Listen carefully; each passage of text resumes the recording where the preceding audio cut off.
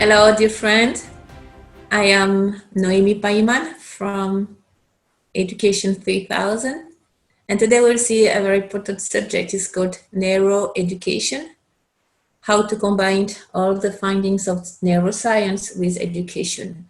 And it's very important to have solid basis and to understand the brain and the connection of the brain with the heart and what we really need for a good practical education with long-term memory and fun and creativity and activities. Let's begin. And I'm so happy we are together for our video of today. It's about neuroscience or neuroeducation, as well called neuropedagogy.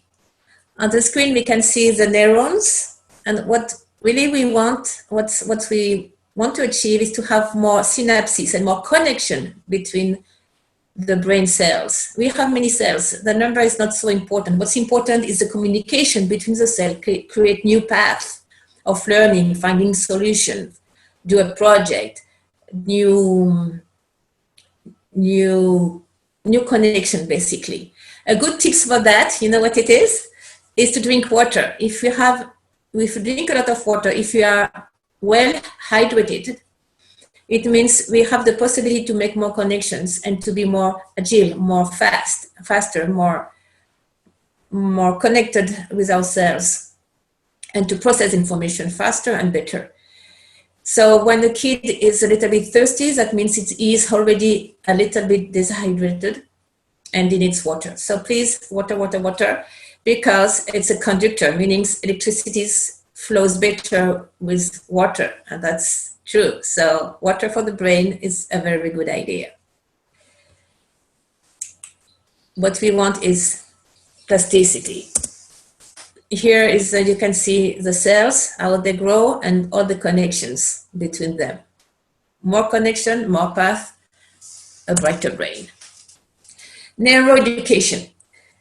Neuroeducation started in 1988. It's quite a while. And it's called the discipline that promotes a greater integration of education science with those that deal with neurological development. It started with Dr. Gerald Prest in Germany, Freiburg University. This presentation is based, among others, on the research and the work of Dr. David Bueno, University of Barcelona, Spain, Dr. Javier Blumenfield, University Rey Juan Carlos, Barcelona, and Dr. Ana Forés, Education Science as well from Barcelona. They have a very nice video on YouTube. It's called Neuroscience and the New Education. It's in Spanish.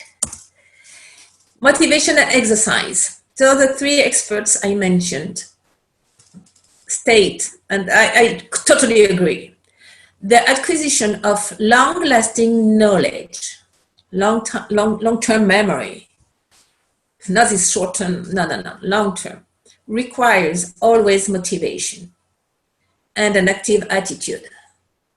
If you're active, you're motivated. When the child is sitting during long periods of time in a classroom, it is anti-natural. I repeat, it is anti-natural. So we have to change that completely. And then they say the physical exercise improves the brain oxygen in the brain.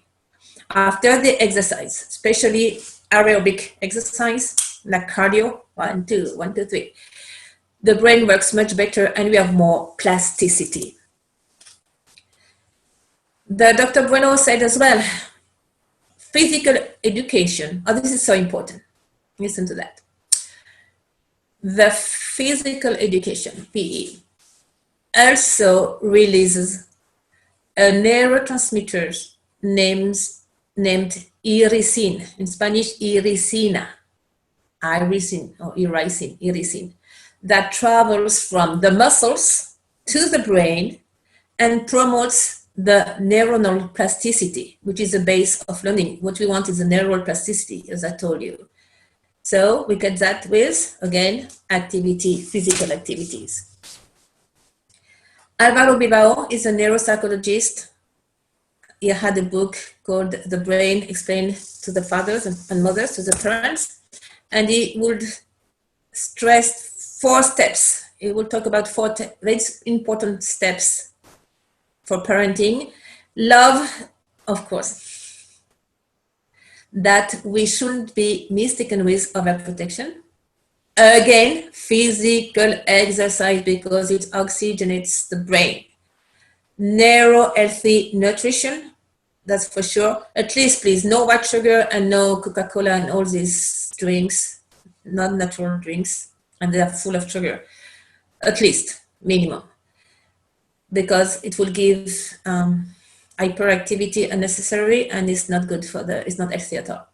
And stress management and self-control. Self-control, self-discipline, not somebody who yell at you, but one is conscious and will do things because he realizes conscious is taking care of his own life.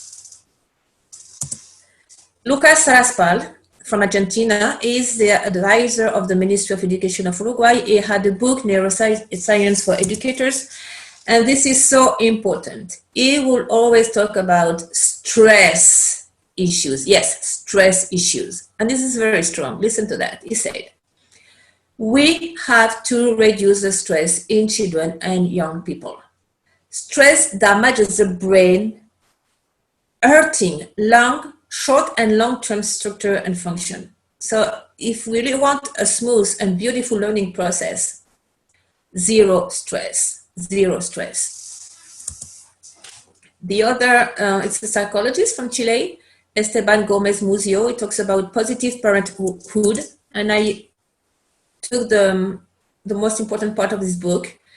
Positive parenthood, it has to be positive. So to be positive, or to be a positive parent, he says, 1, comfort and answer. We listen to the child, we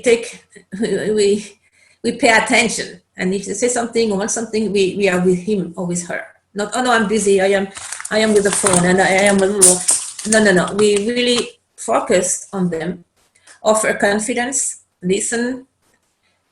Oh, that's important. Let the child know where you are going and when you return, or where we are going as a family somewhere and return, or what we are going to do during the day. They love to know. Like the adult, we love to know what we are doing. The other one, give them an object that gives security. So see if what they are looking or the video they're looking is for security, or they are more geared to fear or false adrenaline. False adrenaline or false stimulation. It has to be security and with good ethic and more.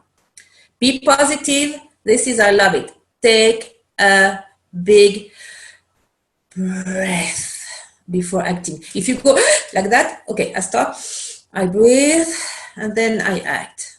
Never act upon anger or when you are overstimulated. And reflect on, how did you grow up? Are we passing down a pattern? Like my mother was yelling, so I'm going to yell with the same tone of voice, actually, even. Or I accept to start something new with new paradigm and something I really want and like, and that's me. So we take the challenge to cut, to stop, to break a chain or a cycle, and we start a new cycle. This is our responsibility and own choice. The other part is a doctor called Nicolas Lehan from Argentina. It talks a lot about the unity of the mind, the body, and the brain, and he really wants and promotes an integral education, integral teaching learning process, or learning teaching process, where we both learn as the adult and the children and the youth and the baby, and we all go together. It's like we walk together the path of learning, and it's a lifelong journey. And he said again, children today need to be in motion to incorporate and consider its information. It's a must. And he talks a lot about something called the positive stimulation circuit for learning, PSL. And this we will talk about that in the following videos. Thank you very much. That's for today. We have so much more videos and material to share. So we keep in touch, and yes, of course, let's change this education. We have a great adventure and many things in front of us.